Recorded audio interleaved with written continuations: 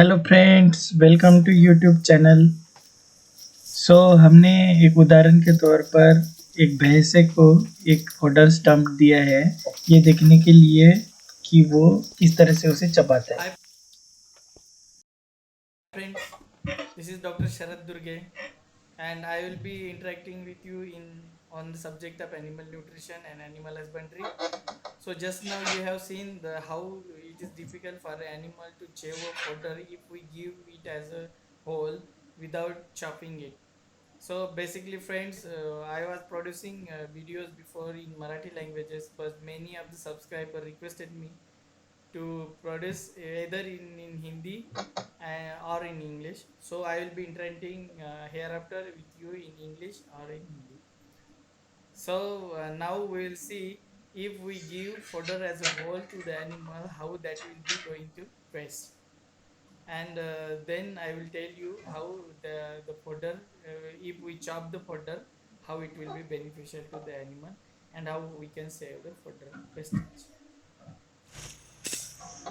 तो यही वजह है कि हम हमारे लिए चारा जो है, जो बहुत इम्पोर्टेंट चीज़ है। इंडिया में वैसे ही चारे की बहुत कमी है, तो जितना भी चारा हमारे पास उपलब्ध है उसका सही से इस्तेमाल करना बहुत ज़रूरी है।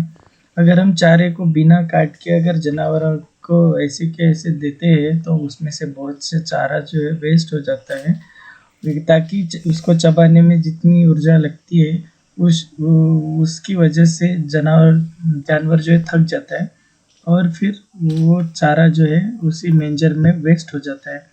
फिर उस चारे को हम डंप कर देते हैं, जिसके वजह से ये जो है वैल्यूएबल रिसोर्स वेस्ट हो जाता है। डंप किए हुए चारे को डिकम्पोजिशन से होने की वजह से वो वेस्ट हो जाता है। तो इसको हम बचा सकते हैं। हमारे यहाँ जो छोटी छोटी टेक्निक्स जो आई है उसका इस्तेमाल करके हम ये जो लाखों टन चारा जो है वेस्ट हो जाता है उसको हम बचा सकते हैं।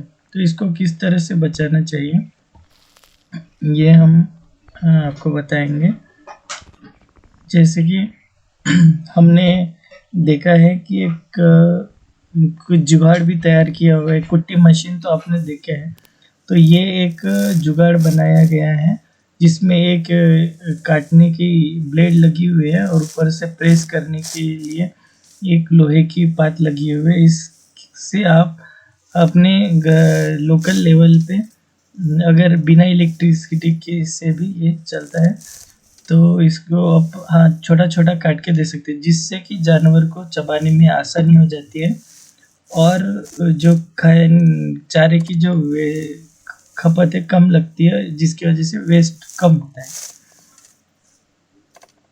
तो आप देख रहे हैं कि कैसे उसको काट दिया है छोटे छोटे टुकड़ों में।